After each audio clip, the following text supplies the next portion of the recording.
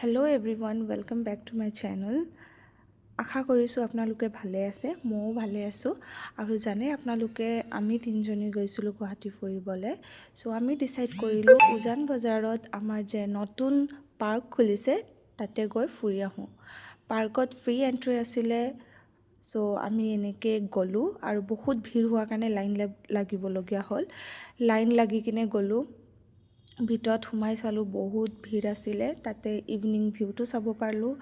And Brahmaputra পাৰত থকাৰ কাৰণে ইভিনিং ভিউ, ছানছেট এণ্ড ব্ৰহ্মপুত্ৰৰ ৰিভাৰৰ ভিউ উপভোগ কৰিব পাৰিলোঁ আমি। এণ্ড খুব উৎপাত কৰিলোঁ, ফুৰিলোঁ।